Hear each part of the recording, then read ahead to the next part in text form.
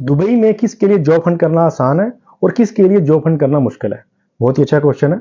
Dubai में उसके लिए जॉब हंट करना आसान है जब वो यहाँ पे आता है, वो कंप्लीट प्रिपरेशन के साथ आता है, डेडिकेशन के साथ आता है और यहाँ पे आके कंसिस्टेंट होकर जॉब्स अप्लाई करता है और ऑब्वियसली बात है कि वो जॉब हंट कर भी लेता है। जो यहाँ पे विदाउट प्रिपरेशन आते हैं और यहाँ पे आके कहते हैं जब हम जहाँ जाएंगे तो देखेंगे क्या करना है, और जब वो यहाँ पे आते हैं तो उनका टाइम गुजर जाता है क्योंकि उनकी प्रिपरेशन नहीं होती, और जब उनका वीजा एक्सपायर होता है तो वो अपने होम कंट्री वापस चले जाते हैं। नंबर वन ये। नंबर टू, जब आप ग्रेजुएट होते हैं, मोस्टली यहाँ पे फ्रेश ग्रेजुएट्स आते हैं, जब वो आते हैं जस्ट वो इस बेस पे आते हैं कि हमारे पास डिग्री है। टू बी ऑनेस्ट, मैं भी मैकेनिकल इंजीनियर हूँ, मेरे पास भी डिग्री है, लेकिन टू बी ऑनेस्ट डिग्री का तब तक कोई फायदा नहीं है जब तक आपके पास अपनी फील्ड की कोई स्किल नहीं होगी। अगर आप इलेक्ट्रिकल इंजीनियर है, मैकेनिकल है, सिविल है, तो एटलीस्ट आपके पास ऑटो कैड की जो बेसिक्स हैं वो आपको स्ट्रॉन्ग होनी चाहिए। अगर आपकी ऑटो कैड में बेसिक स्ट्रॉन्ग होंगी तो यहाँ पे आप इजीली जॉब हंट कर लेंगे। जब मेरी इंटरव्यू ने मुझसे पूछा था कि अपने आप को रेटिंग दो ऑटो कैड में, क्योंकि उसने मुझसे पूछा था कि आपको कौन सा सॉफ्टवेयर आता है, मैंने कहा मुझे ऑटो कैड आता है। तो मैंने अपने को जब रेटिंग दी तो मैंने गलती उसमें क्या की थी कि मैंने 2D और 3D को स्पेसिफिकली अलग अलग डिफाइन कर दिया था।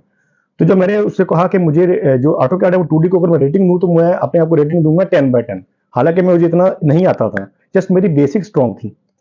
फिर उसने मुझे कहा कि अपने आप को 3D में रेटिंग दो, तो मैंने जो अपने आप को 3D में रेटिंग दी थी वो 3/10 थी।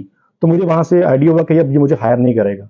मुझे उसने ड्राइंग दी, वो मैंने ड्राइंग 2D में बनाई, उसके बाद मुझे उसने हायर कर लिया जस्ट बिकॉज कि मुझे थोड़ी सी ऑटो कार्ड आती थी, मेरी बेसिक स्ट्रॉन्ग थी। अगर आप यहाँ पे डिग्री लेके आते हैं तो आपके लिए बहुत मुश्किल हो जाएगा इस मार्केट में स्टैंड करना।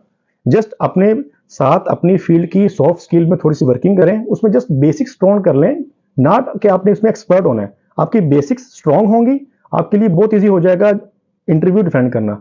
जब आपने इंटरव्यू डिफेंड कर लिया, आपने जॉब फंड कर ली, तो बाद में आप वैसे ही वक्त के साथ साथ आप चीजें सीख जाएंगे। क्योंकि जब आपने जॉब फंड कर लेते हैं तो 2 से 3 वीक वैसे ही आपका हनीमून पीरियड होता है, आपको कुछ नहीं कहते, जैसा आप लर्न करते हैं, देखते हैं, ऑफिस के इन्वायरमेंट को देखते हैं, फिर आपके कुछ 1 माह तक जाके आपको कोई काम मिलता है, फिर वो सिखाते हैं आपको। तो इसी तरह ये 4 5 6 माह गुजर जाते हैं, इतनी ड्यूरेशन में आप सीख भी जाते हैं। तो ये वीडियो बनाने का मकसद ये है कि आप एटलीस्ट कुछ सॉफ्ट स्किल लेके आए साथ अपने, ताकि आप एटलीस्ट इंटरव्यू डिफेंड कर लें। इंटरव्यू गुजर गया, आपकी जॉब हो गई, आप बाद में आहिस्ता आहिस्ता सब कुछ सीख जाएंगे।